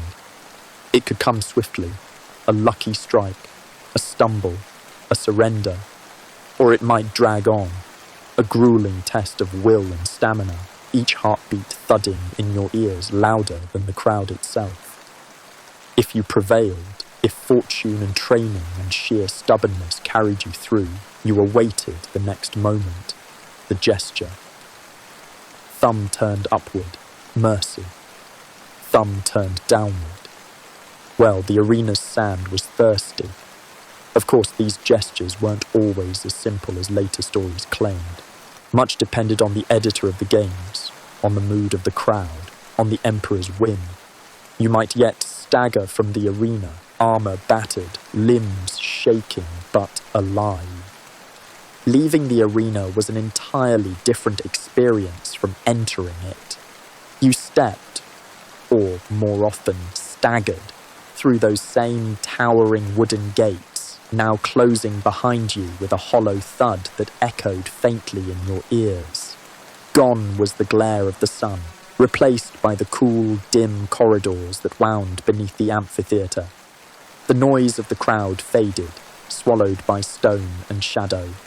And here, in this half-lit labyrinth, the world slowed. No cheering, no announcers, no eyes upon you, at least not the kind that mattered in the stands.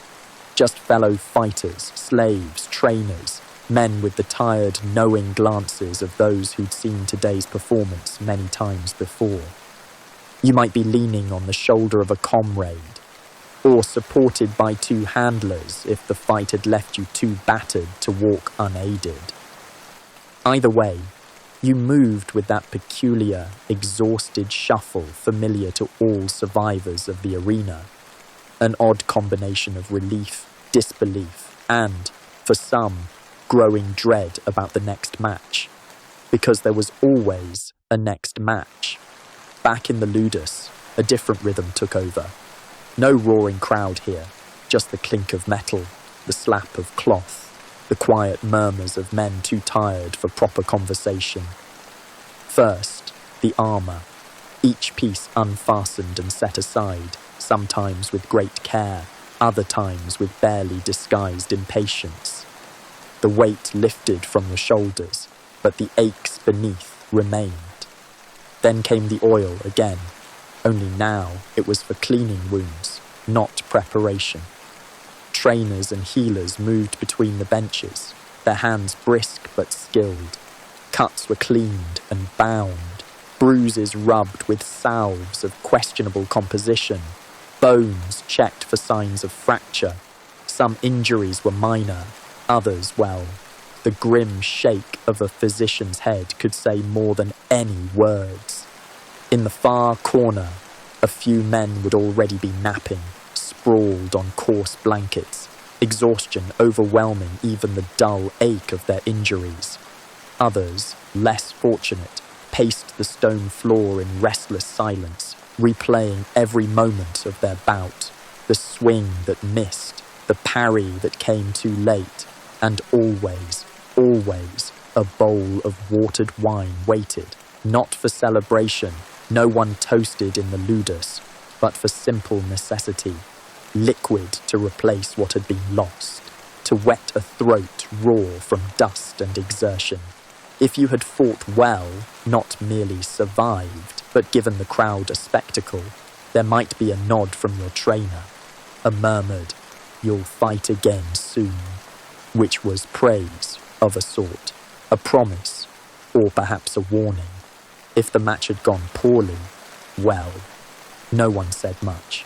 There were too many other names on the list, too many new recruits waiting in the wings.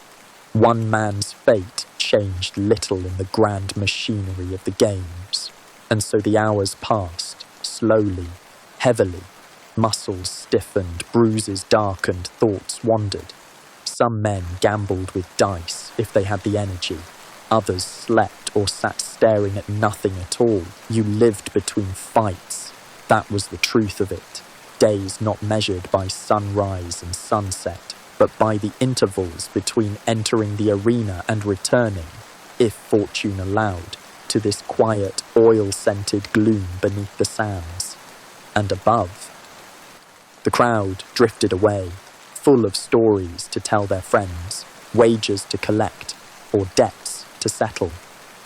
By nightfall, the arena would be empty again, the sand raked smooth, as though no blood had ever darkened it.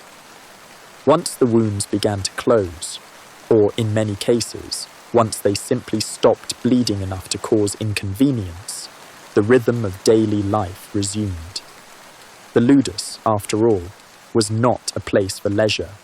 It was a factory of fighters, its output measured in roars from the crowd and coin in a lanista's purse. And so mornings began early, always. No matter how poorly one slept on a thin mat atop a cold stone floor, no matter how stiff the bruises or how tender the ribs, when the sun rose, so too did the fighters. There was no snooze button, no kindly tutor allowing for an extra hour's rest. The clatter of wooden swords against practice posts, the barked orders of a drill master, the creak of old leather. These were the sounds of dawn in the ludus. First, stretching. Because even gladiators, it turns out, needed to be limber, especially if they intended to dodge sharp things. Limbs were pulled, twisted, held in awkward poses while trainers watched with the hawk-eyed suspicion of men who had seen too many lazy fighters carried off in litters. Then came the weapons drills.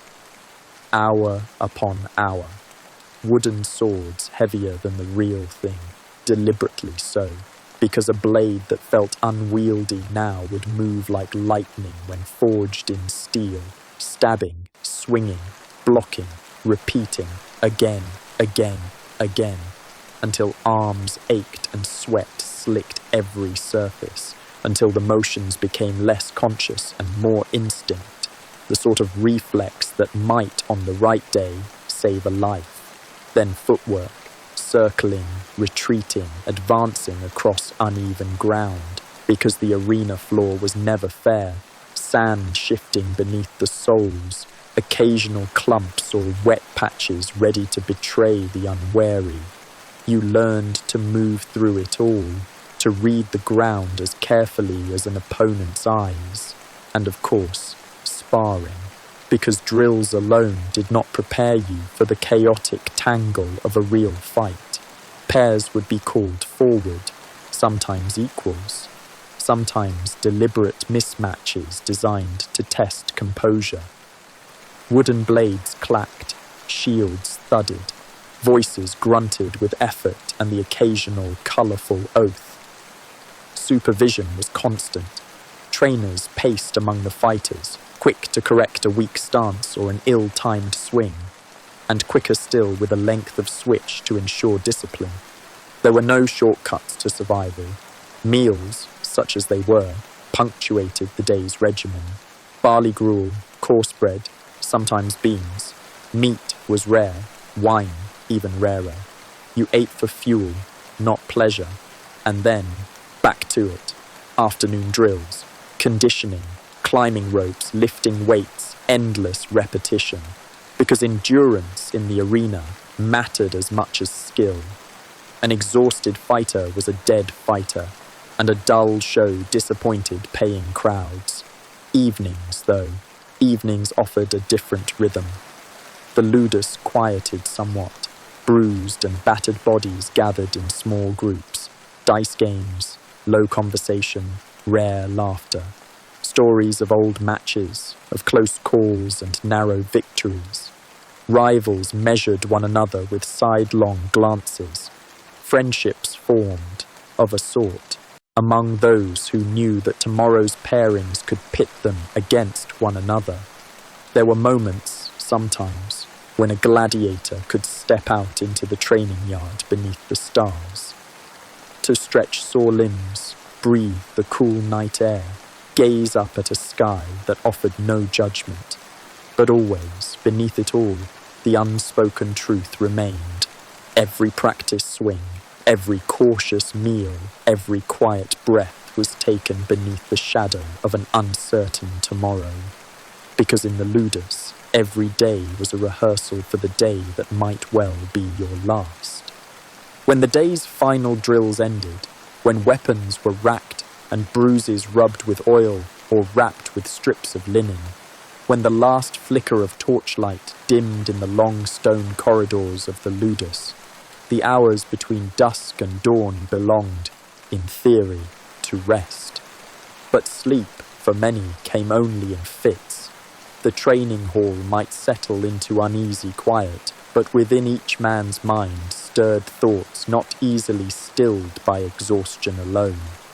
A fight recalled in fragments, the weight of an opponent's shield, the clang of steel near the ear, the warmth of blood, one's own or someone else's.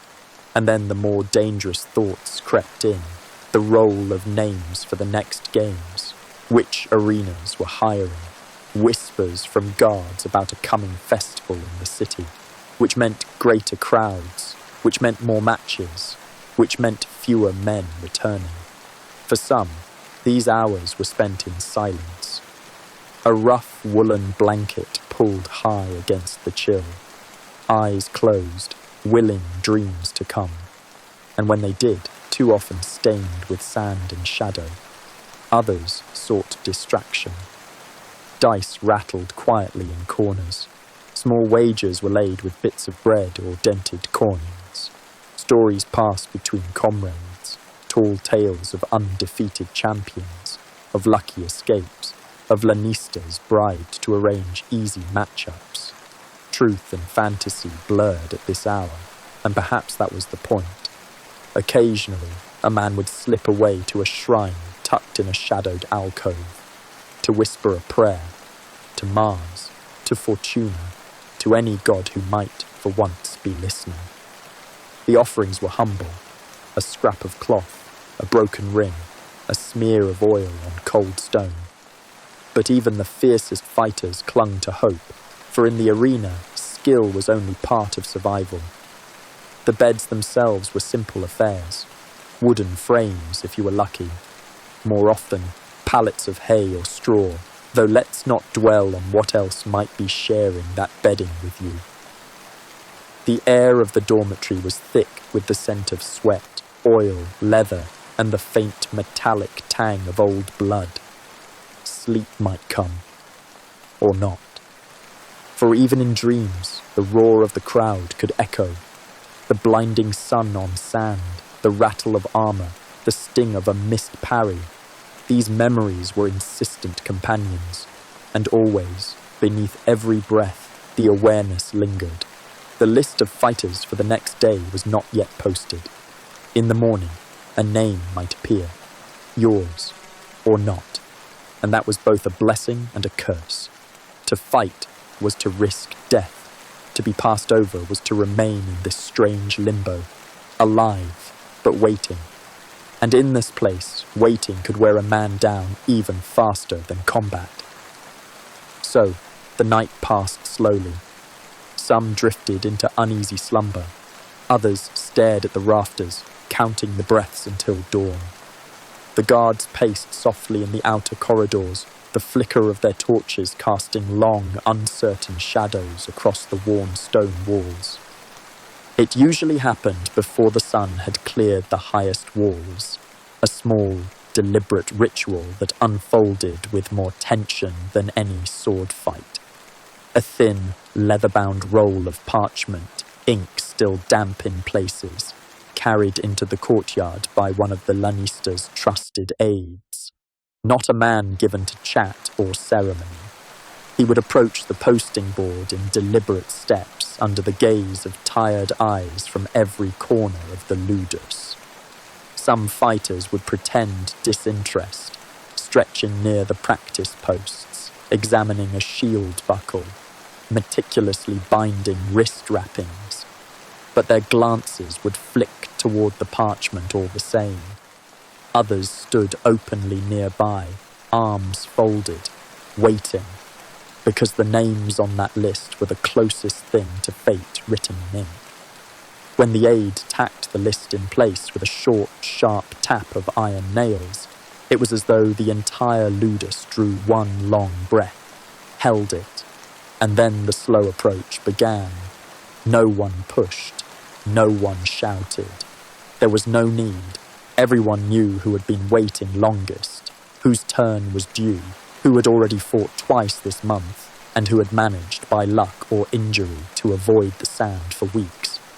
And so they came forward in a kind of grim procession, one by one. Eyes scanned the names, methodically, top to bottom. It was never long, the lists were rarely long, but in those few moments, the air seemed heavier. If your name appeared, well, you would straighten your back, clench your jaw, nod once, sometimes to yourself, sometimes to no one at all, and step quietly away to begin preparing. There was no spectacle in this. If your name did not appear, the relief was thin, stretched, and uncertain. For another day's reprieve was just that, a delay. The next posting could change everything, and so you returned to training, outwardly unchanged, inwardly counting borrowed time. Once the first few fighters had read the list, words spread quickly through quieter murmurs. Names whispered along stone corridors, men checking with one another. You? No. Him? Tomorrow, maybe. Then the work of the day resumed. For those listed to fight, preparation became sharp, focused. Every movement purposeful, sharpening blades, fitting armor, checking every strap, every seam. Small rituals emerged. A certain way of lacing boots, a favoured piece of cloth tied at the wrist, a silent moment spent touching the edge of a wooden training post for luck. For those not chosen, practice resumed with weary familiarity, knowing they would still be called to spar against those selected, helping them hone skills one last time before they stepped into the arena. And for a few, those veterans who had seen too many lists, too many young hopefuls eager for glory, they simply watched from the edges, faces marked by scars and quiet calculation. They had long since abandoned any pretense of controlling fate, and so the sun would rise further, the clang of weapons would fill the courtyard again, sweat would darken the stone underfoot, and life in the ludus would march forward.